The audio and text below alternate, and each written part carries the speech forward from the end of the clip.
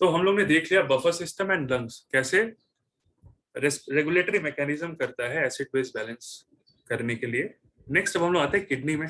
तो किडनी क्या होता है, बहुत लेट काम करता है, बट क्या होता है, मोस्ट एफिशिएंट रोल रहता है in maintenance of acid base balance. तो मान लो बॉडी, अगर मान लो बॉडी में क्या होता है, H+ आयन जो एसिडोसिस कराता है, ठीक है, वो क्या होता है, किडनी क्या करता है, एक्सक्रीट करता है, ठीक है, H+ आयंस को एक्सक्रीट करता है। और OH जो कि एल्कोलोसिस कराता है वो एज अ बाइकार्बोनेट फॉर्म में बाहर निकालता है किडनी, ठीक है। किडनी का ये रोल रहता है कि ज्यादा अगर H+ आयंस बॉडी में रह गया है या फिर है प्रेजेंट है तो उसको बाहर निकालेगा यूरिन के रूट से। अगर OH यानी अगर मान लो बेसिक या अल्कोलोसिस कंडीशन है तो उसको बाइकार्बोनेट फॉर्म में बॉडी से बाहर निकालेगा किडनी।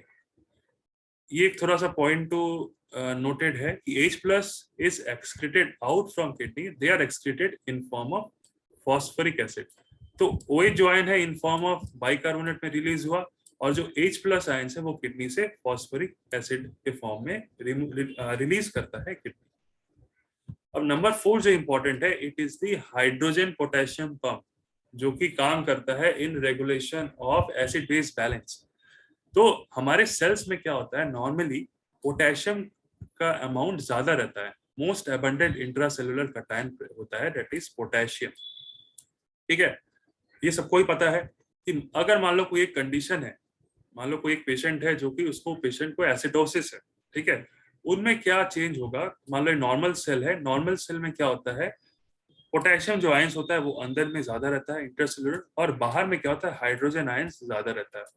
तो जो पेशेंट क्या होता है, एसिडोसिस का कंडीशन है, एसिडोसिस कंडीशन में क्या होगा, सेल के अंदर H+ आयन ज्यादा होगा, क्योंकि वी ऑल नो कि H+ ions is acidic in nature. तो मान लो अगर एक हाइड्रोजन आयन अंदर आता है तो एक पोटेशियम आयन बाहर आएगा। तो इसी तरीके से क्या होता है, एसिडोसिस कंडीशन में H+ आयन सेल के अंदर ज्यादा रहता है और पोटेशियम आयन बाहर चला जाता है, ठीक है। और सेम ही एल्कोलिसिस कंडीशन में इसका ठीक उल्टा रहता है, यानी पोटेशियम जो है वो अंदर की तरफ रहेगा एंड हाइड्रोजन आयन से है वो बाहर की तरफ रहेगा, ठीक है। तो देखो हाइपर कैलिमिया किस मेनली, अब ये याद रखो कि जो एसिडोसिस का कंडीशन होता है, ठीक है, उसमें हाइपर कैलिमिया ज्यादा देखने को मिलता है, ठीक है। In case of acidosis hyperkalemia ज्यादा मिल रहा है, तो मिल रहा है ना। तो देखो एसिडोसिस कंडीशन है, देखो पोटेशियम क्या होता था, पोटेशियम जो कि अंदर था वो अब पोटेशियम जो है बाहर सेल के बाहर हो गया, बाहर प्रेजेंट है, जिसकी वजह से क्या होता है, ये ब्लड स्ट्रीम में जाता है और पोटेशियम का लेवल्स बढ़ा देता है, और इन पेशेंट में पोटेशियम का लेवल ज्यादा मिलता है। तो इन ये एक इंपॉर्टेंट पॉइंट लिख लेना कि एसिडोसिस पेशेंट में हाइपर कैलेमिया ज्यादा मिलता है, यानी पोटेशियम जो लेवल से 5.5 से ज्यादा मिलेगा। वही एल्कलोसिस में पेशेंट में जस्ट ऑपोजिट हाइपोकैलेमिया ज्यादा होता है, ठीक है, क्योंकि सेल के अंदर ही पोटेशियम है, बाहर जितना है H+ आयंस है। अब ये तो सेल के अंदर ही है, ब्लड स्ट्रीम में मतलब जो हमारा जा रहा है, दैट इज दी एसिडोसिस वाला कंडीशन। तो यहां से हमको एक दो पॉइंट इंपॉर्टेंट याद रखना है कि एसिडोसिस कंडीशन में हाइपर कैलेमिया ज्यादा होता है एंड एल्कलोसिस कंडीशन में हाइपोकैलेमिया, ठीक है। ये हम लोग ने देखा कि four veg how the body system is regulating the acid base imbalance. अब आते हैं देखो 4 कंडीशंस। ऐसा 5 मार्क्स का क्वेश्चन आता है कि एसिडोसिस एल्कलोसिस का एक शॉर्ट नोट।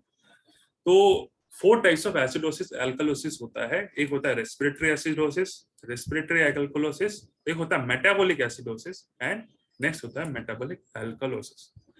तो समझेंगे कैसे कि रेस्पिरेटरी एसिडोसिस है या मेटाबॉलिक एसिडोसिस है। तो रेस्पिरेटरी एसिडोसिस में ये याद रखना, ये क्राइटेरिया फॉलो होता है, ठीक है, ये बहुत इंपॉर्टेंट है ये क्राइटेरिया। पीएच मान लो पेशेंट का 7.35 से कम हो, ठीक है, और पेशेंट का क्या हो, जो CO2 लेवल से यानी पार्शियल प्रेशर ऑफ CO2 हमने पढ़ा था, CO2 is an acidic gas, तो उनमें लेवल्स 45 mm ऑफ Hg से ज्यादा हो तो उस कंडीशन में रेस्पिरेटरी एसिडोसिस होता है। तो CO2 का नॉर्मल लेवल्स क्या है, फिर से तुम लोग चेक कर लो, 35 to 45। अगर 45 से ज्यादा मिलेगा तब रेस्पिरेटरी एसिडोसिस, ठीक है। अगर 35 से कम मिलेगा उसमें क्या होगा, रेस्पिरेटरी एल्कलोसिस, ठीक है।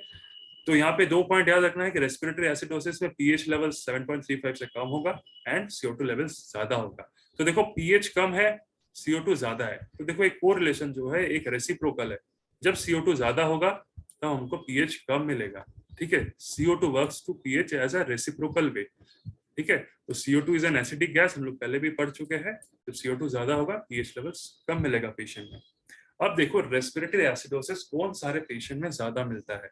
ठीक है, अब देखो CO2 लेवल्स उन सारे पेशेंट में जो जिन पेशेंट में ब्रीदिंग डिफिकल्टीज होता है, जिन सारे पेशेंट में रेस्पिरेटरी का कॉम्प्रोमाइज होता है, जो सारे पेशेंट जो एस्थमा को होते हैं, निमोनिया के पेशेंट होते हैं, तो उनमें क्या होता है पेशेंट में जो पीएच लेवल्स है वो कम मिलता है एंड जो CO2 लेवल्स है वो क्या होता है, वो बॉडी में ज्यादा रिटेन्ड होता है। जिसके वजह से क्या होता है, बॉडी ट्राई करता है फिजियोलॉजिकल वे में जो मेरा जो CO2 जो विच is an acidic gas and which is causing a respiratory acidosis, तो बॉडी फिजियोलॉजिकली क्या करेगा, वो CO2 जो हमारा रिटेन्ड है बॉडी में उसको क्या करेगा, बॉडी बाहर निकालने का कोशिश करेगा बहुत ज्यादा अमाउंट में, जिसकी वजह से क्या होगा, रेस्पिरेटरी रेट वो ज्यादा मिलेगा पैटर्न। ठीक है, उस सारे कंडीशंस क्या क्या है, जैसे अस्थमा, एटिलेक्टेसिस, निमोनिया वाले कंडीशन में, ब्रोंकाइटिस, COPD वाले कंडीशंस, उन सारे पेशेंट जिनका CNS डिप्रेशन है, पल्मोनरी एम्बोलिज्म, पल्मोनरी एफ्यूजन और पल्मोनरी एडिमा, ये सारे रेस्पिरेटरी कंडीशंस में हमको क्या मिलता है, रेस्पिरेटरी एसिडोसिस। रेस्पिरेटरी एसिडोसिस क्यों मिल रहा है, कि उनमें ये सारे पेशेंट में क्या होता है, CO2 जो गैस है which is an acidic gas, ठीक है, it is retained in the body and body will try to exhale out this CO2 gas or flush out the CO2 gas by increasing its respiratory rate. That is why ये सारे condition में patient का respiratory rate बहुत ज्यादा मिलता है। कोई patient देख लो, इन सारे पेशेंट में रेस्पिरेटरी डिस्टर्बेंस मिलता है, जिसकी वजह से रेस्पिरेटरी रेट ज्यादा बढ़ जाता है, क्योंकि उनमें CO2 लेवल्स रिटेन्ड होता है and CO2 is an acidic gas, जिसकी वजह से रेस्पिरेटरी एसिडोसिस हो रहा है। ओके, अब ये क्लिनिकल फीचर्स क्या क्या मिलेगा इन सब पेशेंट में, डिजीनेस मिलता है, ड्राउजीनेस मिलता है, कोमाटोस भी हो सकते हैं, सीजर्स या हेडेक, डिसएर्थमिया, लो बीपी, ये सारे शिकायत होता है ये रेस्पिरेटरी एसिडोसिस के पेशेंट को। ठीक है, ट्रीटमेंट या तो हम लोग डिस्कस नहीं करेंगे, मतलब मेनली द मैनेजमेंट या क्या line of follow of treatment हम लोग मेनली फोकस करेंगे। सिंस यहाँ पे जो CO2 रिटेन्ड हो रहा है, मैं बार बार रिपीट कर रहा हूँ, CO2 रिटेन्ड हो रहा है, CO2 is an acidic gas and CO2 gas क्या करा रहा है, रिटेंशन होने की वजह से रेस्पिरेटरी एसिडोसिस हो रहा है, जिसकी वजह से रेस्पिरेटरी रेट हाई हो रहा है। बॉडी क्या करेगा, क्योंकि lungs is acting as a like respiratory regulator, जिसकी वजह से क्या हो रहा है, lungs will try to flush out the excess CO2 जो रिटेन्ड है उसको बाहर निकालने की कोशिश करेगा। ठीक है, तो ट्रीटमेंट में क्या करेंगे, मेक श्योर रेस्पिरेटरी असेसमेंट देखेंगे पेशेंट का कैसा ब्रीदिंग पैटर्न है। ऑक्सीजन सिंस देखो हम लोग CO2 बॉडी में रिटेन्ड हो रहा है, इसलिए हम लोग पेशेंट को ऑक्सीजन देते हैं। ठीक है, एक पोजीशन काइंड ऑफ पोजीशन में पेशेंट को स्टेबलाइज कर देंगे, it is known as the term known as the semi Fowler position. Patient का जो एंजाइटी है उसको रिलीव करेंगे, सक्शन करेंगे। अगर मान लो पेशेंट का म्यूकस प्रेजेंट है, म्यूकस को सक्शन करेंगे, फ्लूइड इनटेक पेशेंट को ज्यादा कराएंगे।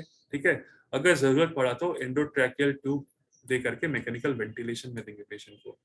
इन सारे पेशेंट को ध्यान रखना है कि सिडेटिव या ऑपोइड ग्रुप ऑफ ड्रग्स नहीं देना है, बिकॉज ऑलरेडी पेशेंट क्या है, इन लाइक CO2 रिटेंशन है, इन लोगों में ठीक से ब्रीथ नहीं कर पा रहे हैं, एक्सेस ऑफ रेस्पिरेटरी रेट बढ़ जा रहा है। और अगर मान लो CNS डिप्रेशन इन सारे पेशेंट को हम कोई भी दे दिए, जैसे कि सिडेटिव्स या ऑपोइड्स, तो क्या होगा, पेशेंट लाइक डेथ भी कर सकता है, बिकॉज ये कंडीशन क्या है, रेस्पिरेटरी एसिडोसिस का कंडीशन है। ठीक है, इसमें क्या होगा, CNS डिप्रेशन दे दे तब क्या होगा, बॉडी क्या करेगा, अब जो फ्लश आउट कर रहा है वो कार्बन डाइऑक्साइड को वो कर नहीं पाएगा, एक्सेस ऑफ CO2 रिटेन्ड हो जाएगा, जिसकी वजह से क्या होगा, पेशेंट लाइक डेथ भी कर सकता है, बहुत फेटल कंडीशन हो सकता है। तो ये ध्यान रखना है कि रेस्पिरेटरी एसिडोसिस कंडीशन में नेवर गिव सेडेटिव्स और ऑपोइड ग्रुप ऑफ ड्रग्स। ठीक है, नेक्स्ट अब आते हैं रेस्पिरेटरी एल्कलोसिस। तो हम लोग ने रेस्पिरेटरी एसिडोसिस पढ़ लिया, अब हम लोग देखते हैं रेस्पिरेटरी एल्कलोसिस।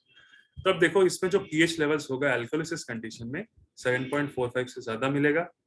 अब देखो यहाँ पे CO2 जो है वो कम मिलेगा, एसिडोसिस में ज्यादा मिल रहा था, यहाँ पे कम मिलेगा और पीएच ज्यादा मिलेगा, रेसिप्रोकल है। और जो CO2 लेवल्स देखो उसमें मेरा 45 से ज्यादा मिल रहा था, इसमें देखो 35 से कम मिलेगा, क्योंकि CO2 is an acidic gas. CO2 जितना ज्यादा होगा उतना ज्यादा एसिडोसिस होगा, यहाँ पे CO2 से जितना कम होगा उतना ज्यादा एल्कोलोसिस होगा। CO2 35 से कम मिलेगा। ठीक है, और इस पेशेंट में क्या होगा, उसमें तो देखो CO2 रिटेन हो रहा था रेस्पिरेटरी एसिडोसिस में, मैं कंपेयर करके इसलिए बोल रहा हूँ कि अच्छे से तुम लोग कोरिलेट करते होगे। रेस्पिरेटरी एसिडोसिस में क्या हो रहा था, CO2 लेवल्स रिटेन हो रहा था ज्यादा, इसमें क्या होगा, ज्यादा CO2 एक्सहेल आउट होगा, ठीक है। अब ज्यादा मान लो बॉडी से CO2 is an acidic gas, अब CO2 ज्यादा अगर एक्सहेल हो जाएगा तो बॉडी में क्या होगा, CO2 is N like CO2 बाहर निकलेगा तो एसिड एसिडोसिस कराता है वो ज्यादा बाहर निकल जाएगा, तो बॉडी में एसिडोसिस कम होगा। अब ज्यादा अगर मान लो एक्सहेल हो जाए CO2, अब वो एसिडोसिस चेंज होकर के अल्कलोसिस कंडीशन में आ जाएगा। तो देखो कॉज क्या क्या हो सकता है, मान लो वो सारे पेशेंट जो कि मैकेनिकल वेंटिलेटर वाले पेशेंट में, अब उनमें पेशेंट में हम लोग इतना CO2 फ्लश आउट करा दिए बाय मैकेनिकल वेंटिलेशन के थ्रू, उस पेशेंट में क्या हो रहा है, अल्कलोसिस कंडीशन हो रहा है, ठीक है। और कभी कभार ऐसा होता है सेटअप में कि अगर मान लो वेंटिलेटर में अगर मान लो 16 पे अगर मान लो सेट किए हैं, जिसमें अगर उस 16 पे सेट ना करके 20 या 30 में अगर सेट कर दे, जिसमें क्या हो रहा है, access of CO2 flush out हो रहा है जरूरत से ज्यादा, उस सब पेशेंट में क्या होगा, रेस्पिरेटरी अल्कोलोसिस कंडीशन हो जाएगा। ये अगर नहीं समझ आ रहा तो रहने दो, इतना याद रखो कि मैकेनिकल वेंटिलेटर पेशेंट में, फीवर पेशेंट में, कुछ कुछ कभी कभार पेन या फिजिकल एक्सरसाइज कंडीशन में, हिस्टेरिया कंडीशन है, इस सारे कंडीशन में क्या होता है, रेस्पिरेटरी अल्कोलोसिस देखने को मिलता है, ठीक है। ये वाला याद रखना, इसी पे ही सारा डिपेंड है। अब क्या होगा देखो, क्लिनिकल फीचर्स जैसे lethargy, light headedness, confusion, tachycardia, tetany मिल सकता है पेशेंट को, नमनेस, टिंगलिंग सेंसेशन या डिसआर्थमिया, एरिथमिया मिल सकता है उन सारे रेस्पिरेटरी अल्कोलोसिस पेशेंट में। ट्रीटमेंट या मैनेज हम लोग कैसे करेंगे, रेस्पिरेटरी का असेसमेंट करेंगे। अब क्या करेंगे, पेशेंट जो कि access of CO2 flush out हो जा रहा है, ये सारे पेशेंट को बोलेंगे कि ताकि थोड़ा अपना ब्रीथ थोड़ा सा होल्ड करके रखे, ठीक है, जितना हो सके वॉलंटरी होल्डिंग ऑफ ब्रेथ बोलेंगे, ताकि वो ज्यादा CO2 छोड़े ना, ठीक है। इसलिए पेशेंट को बोलेंगे कि voluntary holding of breath indication करेंगे पेशेंट को। एक रीब्रीदिंग मास्क दे देंगे पेशेंट को, एक मास्क दे देते हैं पेशेंट को, रीब्रीदिंग मास्क। तो इसमें क्या होगा, पेशेंट को लाइक एक मास्क लेते हैं, वो मास्क के अंदर पेशेंट को बोलते हैं उसी में इनहेल और एक्सेल करे, ताकि इसी में ही CO2 गैस और ऑक्सीजन गैस रहे, ताकि जो CO2 जो गैस है वो एक्सेल जो कर रहा है वो लॉस आउट ना हो, ये मास्क में ही रहे, और मास्क में रहने की वजह से ये CO2 फिर से पेशेंट के बॉडी में जाए। इसलिए हम लोग रीब्रीथिंग मास्क देते हैं कि access CO2 gas leak out ना हो या बाहर नहीं जाए, ठीक है। और पेपर बैग उसी का ही काम करता है, ये पेपर बैग का ही एग्जांपल था, ब्रीथ इन आउट करेंगे पेशेंट को। ABG एनालिसिस करते हैं, आर्टेरियल ब्लड गैस, इसमें हम लोग को देखना पड़ेगा लेवल्स क्या है, उसमें सारा ABG एनालिसिस करने के बाद हम लोग उसमें सारा आ जाता है कि लेवल्स कितना है CO2 का, PO2 का, H+ आयंस का, ठीक है। अब ये याद रखना है, जैसे हम लोग ने पढ़ा कि एसिडोसिस कंडीशन में, जैसे हम लोग ने यहाँ पे पढ़ा एसिडोसिस कंडीशन में हाइपर कैलेमिया मिल रहा है ज्यादा, वहीं पे देखो एल्कलोसिस कंडीशन में हम लोग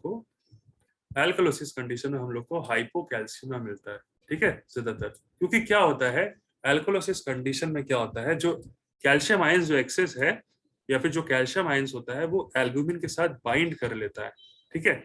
एल्ब्यूमिन के साथ बाइंड करने की वजह से पेशेंट को लाइक ड्यूरिंग एल्कलोसिस कंडीशन में क्या होगा, हाइपोकैल्सियमिया मिलता है, ठीक है।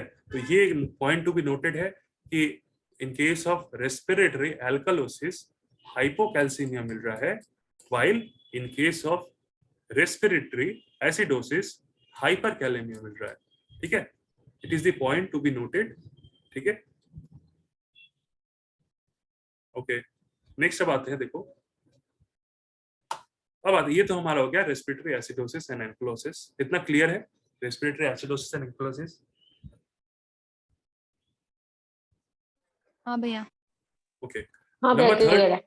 ओके, अब आते हैं मेटाबॉलिक एसिडोसिस में। तो जैसे हम लोग ने देखा कि रेस्पिरेटरी एसिडोसिस हम लोग किस बेसिस या क्या लेवल्स चेक कर रहे थे, उसमें हम लोग pH levels and CO2 levels को चेक करके हम लोग डिटरमाइन कर रहे थे patient whether it is respiratory acidosis और रेस्पिरेटरी एल्कोलोसिस, ठीक है। But in case of metabolic acidosis and alkalosis हम लोग बॉडी का पीएच देखेंगे एंड बाइकार्बोनेट आयंस देखेंगे, ठीक है। यहाँ पे हम लोग CO2 लेवल्स नहीं चेक करते इन केस ऑफ मेटाबॉलिक कंडीशन, यहाँ पे बाइकार्बोनेट आयंस देखेंगे। एंड बाइकार्बोनेट क्या होता है, it is alkaline in nature, while CO2 was an acidic in nature, CO2 gas was acidic in nature. तो ये याद रखना है कि ये एक और इंपॉर्टेंट पॉइंट है कि रेस्पिरेटरी एसिडोसिस एल्कोलोसिस में हम लोग पीएच देखते हैं and partial pressure of CO2 देखते हैं। while in case of metabolic acidosis या एल्कोलोसिस के कंडीशन में हम लोग बॉडी का पीएच देखते हैं एंड बाइकार्बोनेट आयंस देखते हैं। तो बाइकार्बोनेट आयंस का नॉर्मल लेवल्स क्या है, तो देखो यहाँ पे मैंने मेंशन भी किया था, जो कि मैं बोला तुम लोग को याद करने के लिए, 22 टू 28 होता है। ठीक है, यहाँ पे दिखा दे रहा हूँ तुम लोग को। हाँ ये रहा, देखो 22 टू 28 था। ठीक है, अगर मान लो ये 22 से अगर मान लो कम हो जाए, ठीक है, 22 से अगर मान लो कम हो जाए, तो यहाँ पे दिया है, हाँ, अगर मान लो 22 से कम हो जाए तब ये कंडीशन होता है मेटाबॉलिक एसिडोसिस। तो ये तो मेरा बाइकार्बोनेट है ना, तो ये जितना ज्यादा होगा उतना मेरा एल्कानाइन होगा ज्यादा, ये जितना कम होगा उतना मेरा एसिडोसिस होगा। तो 22 से अगर कम होता है तो ये मेरा मेटाबॉलिक एसिडोसिस कंडीशन है। ठीक है, तो bicarbonate ion is a metabolic indicator while CO2 gas was an respiratory indicator. ये ध्यान रखना। अब आते हैं बहुत इंपॉर्टेंट इसका कॉजेज में, कि मेटाबॉलिक एसिडोसिस कौन कौन से केसेस होता है जिसमें मेटाबॉलिक एसिडोसिस हो सकता है। जैसे मेटाबॉलिक कॉजेज के अंदर मेनली मेटाबॉलिक कॉजेज होगा, जो इंपॉर्टेंट है दैट इज डायबिटिक कीटोएसिडोसिस।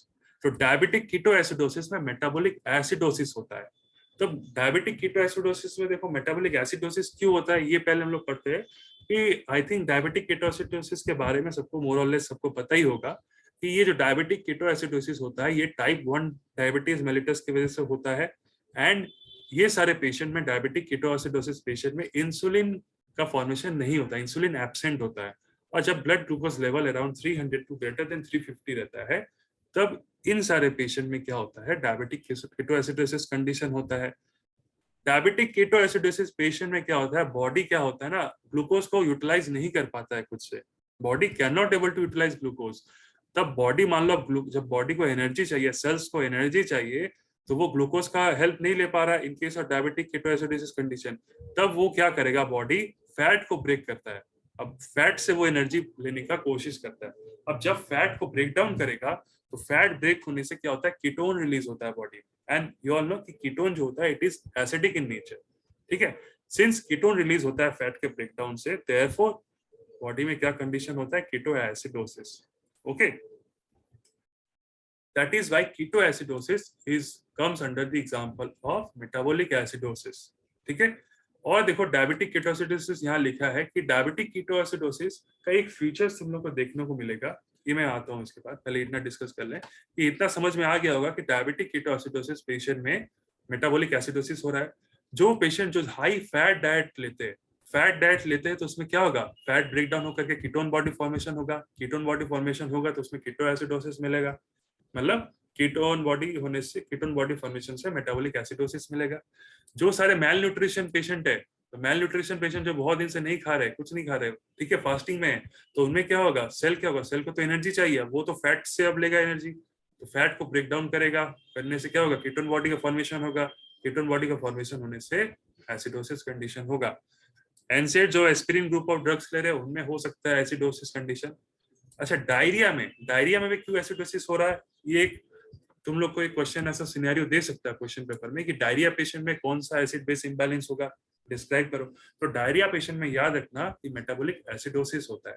तो डायरिया पेशेंट में क्यों मेटाबॉलिक एसिडोसिस होता है, क्योंकि डायरिया पेशेंट में क्या होता है ना, कि जो हमारा इंटेस्टाइन का जो सिक्रेशन होता है, मेनली ये याद रखो कि वो एल्कलाइन इन नेचर होता है।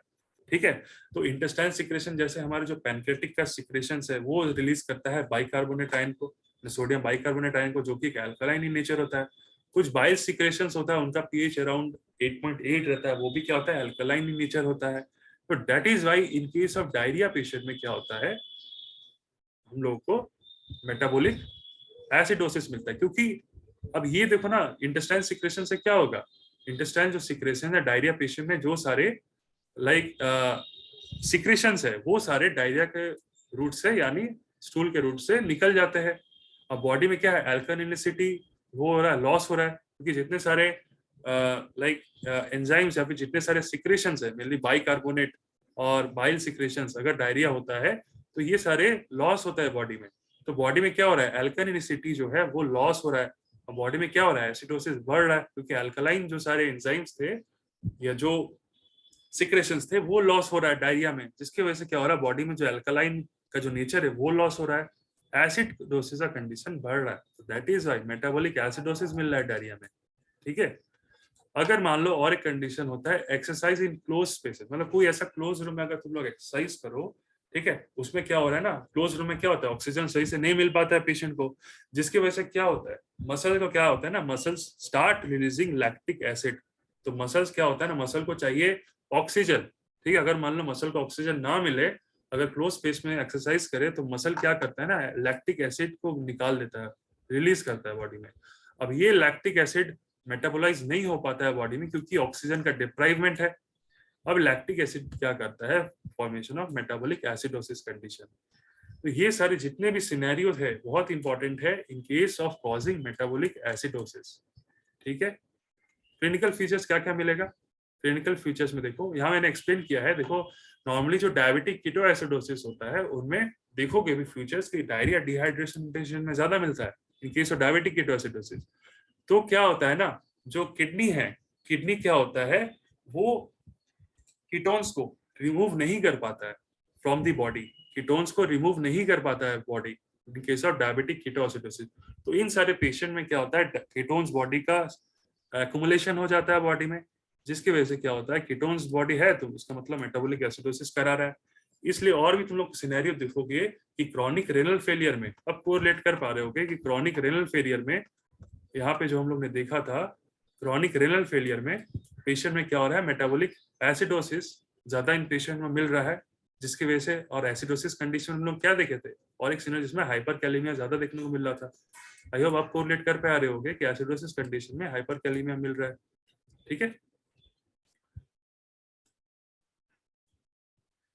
हाँ, तो हम लोग यहाँ पे थे। क्लिनिकल फीचर्स देखो क्या क्या मिलेगा, drowsiness, dizziness, coma, dyspnoea, vomiting, patient में बीपी डिक्रीज हो जाएगा, नॉजिया हो जाएगा। तो in case of metabolic acidosis क्या होता है, जैसे एक पॉइंट टू रिमेंबर है, lungs will try to remove as much as CO2 in order to compensate for metabolic acidosis, जो हम लोग पहले पढ़ चुके हैं। देयरफॉर देखो ये कंडीशन क्या होगा, in case of diabetic ketoacidosis तुमको एक मिलेगा, एक ब्रीदिंग पैटर्न मिलता है, that is known as Kussmaul respiration. तुम पढ़े भी होगे मेडिसिन में कि कुसुमोल रेस्पिरेशन मिलता है in case of diabetic ketoacidosis और any kind of metabolic acidosis condition. तो बॉडी क्या करेगा, लंग्स क्या करेगा, लंग्स विल ट्राई टू, जो भी CO2 गैस का रिटेंशन है, क्योंकि CO2 is an acidic gas, तो CO2 गैस का जो रिटेंशन हो रहा है उसको बाहर निकालने का कोशिश करेगा बॉडी। दैट इज वाई जो रेस्पिरेशन रेट है वो थोड़ा हाई मिलेगा, फास्ट मिलेगा, रेगुलर ही होगा, डीप होगा बट फास्ट होगा। तो उन सारे पेशेंट में कुसुमल पैटर्न ऑफ रेस्पिरेशन मिलेगा, एक नाम है, टर्म है कुसुमल रेस्पिरेशन, तो इट विल इंडिकेट एसिडोसिस, ठीक है। ट्रीटमेंट में हम लोग क्या करेंगे, रेस्पिरेटरी असेसमेंट करेंगे उन सारे पेशेंट में।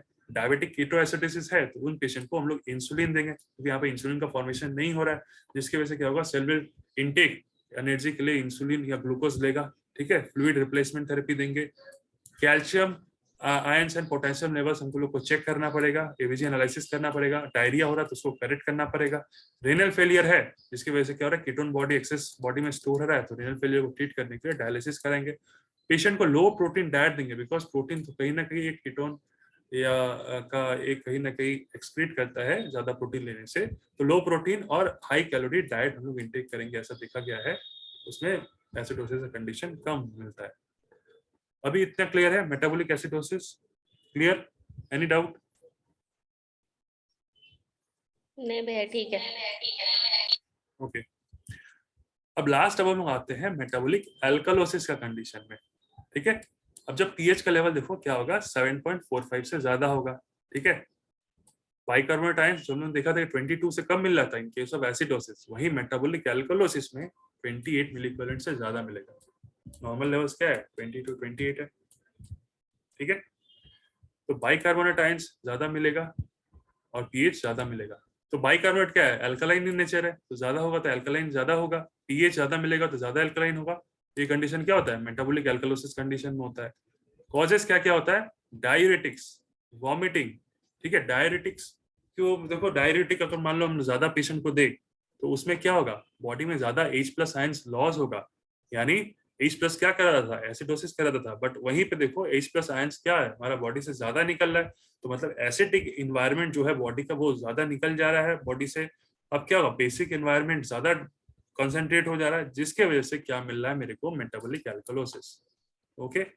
वॉमिटिंग, वॉमिटिंग कंडीशन में मेरे को क्यों मेटाबॉलिक एल्कलोसिस मिलेगा, वॉमिटिंग कंडीशन में मैं यहाँ एक बार और एक बता दूं, ये लास्ट ईयर तुम लोग का क्वेश्चन भी बहुत आता है कि 2-3 क्वेश्चन तुम लोग देखोगे कि पायलोडिक स्टेनोसिस, ये आया हुआ यूनिवर्सिटी में क्वेश्चन, पायलोडिक स्टेनोसिस कंडीशन में कौन हाँ सा भैया। एसिड बेस, हाँ तो मैं बोल रहा हूँ पायलोडिक कंडीशन, पायलोडिक स्टेनोसिस वाला कंडीशन में कौन सा एसिड बेस इम्बैलेंस देखने को मिलता है।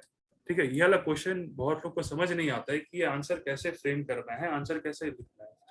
तो पैरेडिक स्टेनोसिस कंडीशन में एसिड बेस इम्बैलेंस में कौन सा आंसर जाएगा, उस कंडीशन में मेटाबॉलिक एल्कलोसिस होता है। तो ये देख लो कि पैरेडिक स्टेनोसिस कंडीशन पहले होता क्या है, भाई अब सबको पता है, बस फिर मैं थोड़ा सा शॉर्ट में बोल दे रहा हूँ कि पैरेडिक कंडीशन स्टेनोसिस में होता क्या है और इसमें मेटाबॉलिक एल्कलोसिस क्यों मिलता है। तो पैरेडिक स्टेनोसिस का मतलब, ये थोड़ा स्टमक में बनाने की कोशिश कर रहा हूँ।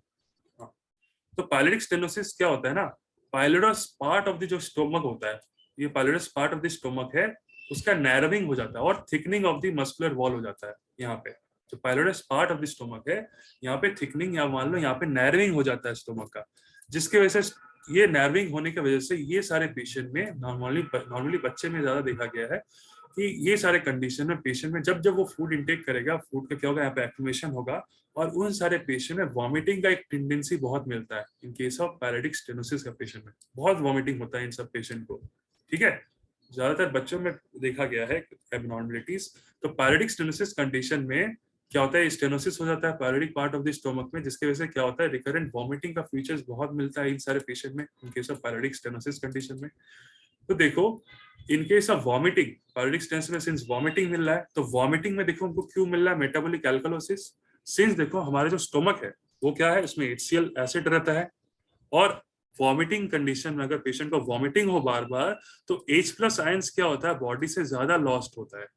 ठीक है, सिंस H+ क्या है, हमारा एसिडिक एनवायरनमेंट करता है बॉडी में, अगर मेरा H+ आयन बॉडी से बाहर निकल जाए, एसिडिक एनवायरनमेंट बाहर चला जाए, तब क्या होगा, मेरा एल्कलोसिस बॉडी में ज्यादा डेवलप मिलेगा। ठीक है, तो दैट इज वाई देखो वॉमिटिंग कंडीशन में मेरा मेटाबॉलिक एल्कलोसिस मिल रहा है। क्लियर है।